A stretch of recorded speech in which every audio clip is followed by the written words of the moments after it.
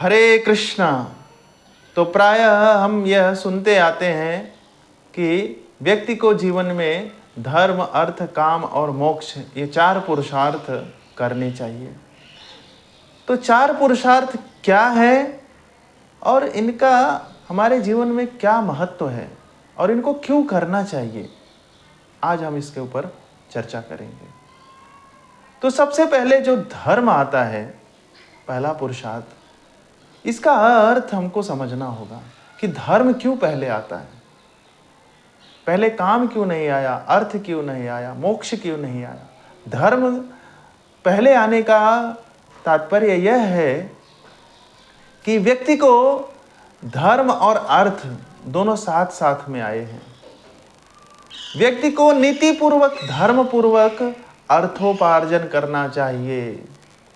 अनैतिक रूप से अगर व्यक्ति अर्थ का उपार्जन करता है तो उसके जीवन में बहुत सारी घोर समस्याएं आ सकती हैं और व्यक्ति जीवन पर्यंत दुखी रह सकता है। तो यदि व्यक्ति को अपने जीवन में दुख नहीं चाहता, यदि व्यक्ति अपने जीवन में दुखों का बुलावा नहीं चाहता है, तो उसे धर्म पूर्वक, नीति पूर्वक अर्थ का उपार्जन करना चाहिए। किसी भी गलत तरीके से, किसी भी पाप कर्म के प्रवृत्ति से अर्थ का उपार्जन करना बिल्कुल नहीं चाहिए। तो जहां पर धर्म होगा, नीति होगी, वहीं पर अर्थ का सही उपार्जन हो सकता है।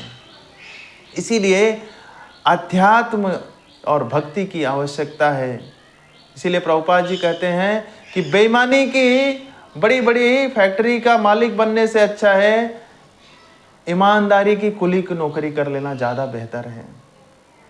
जो बड़ी बड़ी फैक्ट्री चलाते हैं, अगर बेईमानी से कमाते हैं, रात को उनको नींद नहीं आती है, उनको सोने के लिए दवाइयाँ लेनी पड़ती हैं, तब जाकर वो भय के कारण,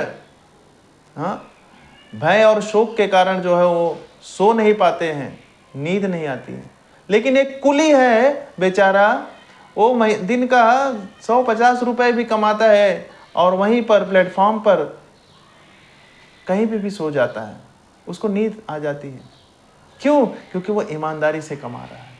तो हमेशा ये ध्यान में रखना चाहिए कि हमारा धन जो उपार्जन हम कर रहे हैं वो किस प्रकार से आ रहा है हमारे जीवन में। अन्यथा केवल आपके ऊपर ये प्रभाव नहीं होगा, उसका सारे परिवार के ऊपर उसका प्रभाव होगा। इसीलिए हम देखते हैं कि जो व्यक्ति नीति पूर्वक, धर्म पूर्वक धन का उपार्जन नहीं करते, उनके परिवार में उनके बच्चे, उनके पत्नी, उनके जितने भी लोग हैं, सब गलत रास्ते पे चले जाते हैं और वह धन का भी नाश हो जाता है। अनैतिक तरीके से आया हुआ, कमाया हुआ धन हमें विनाश की तरफ ही लेकर जाता है।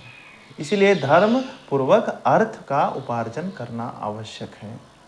तो ये हो गए धर्म, अर्थ। अब होता है काम। काम का अर्थ यहाँ पर है हमारी जो इच्छाएं हैं भौतिक, उसे नीति पूर्वक अर्थ, इसीलिए जो है धर्म पूर्वक अर्थ कमाना चाहिए और उस अर्थ को अपने जीवन में अपनी इच्छाओं की तुष्टि के लिए प्रयोग करना चाहिए, मगर वह भी धर्म पूर्वक होना चाहिए। इसीलिए धर्म सबसे पहले लगा हुआ है। कहीं से भी अगर धर्म को हमने हटा लिया तो निश्चित रूप से वो क्या हो जाएगा, वह अनैतिक हो जाता है। इसीलिए प्रभुपाद जी कहते थे कि when Krishna is in the centre everything is all right.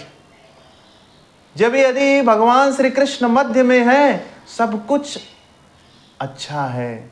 और यदि भगवान को हमने बीच में से हटा दिया, भगवान श्री कृष्ण को हमने बीच में से हटा दिया, तो क्या होता है, कुछ भी अच्छा नहीं हो सकता।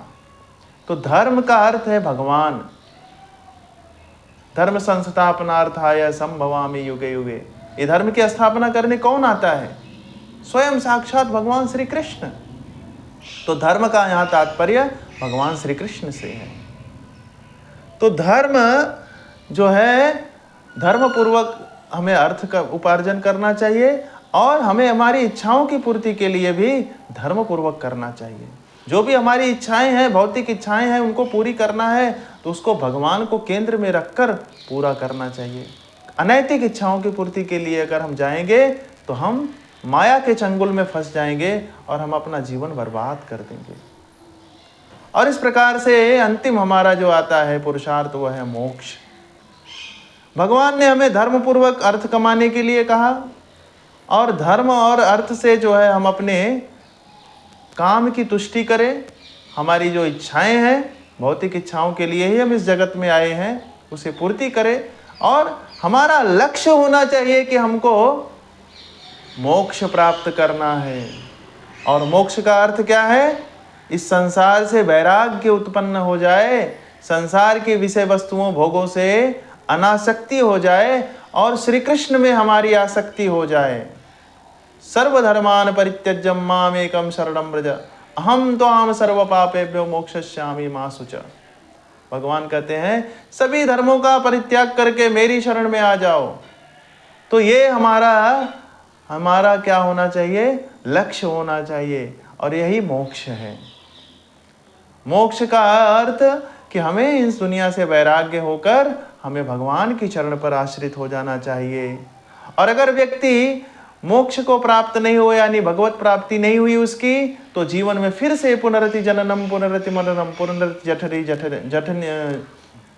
जननी जठरे शयनम, वापस जो है चक्र में आएगा, जन्म मृत्यु के जरा व्याधि के चक्र में वो फंसता रहेगा।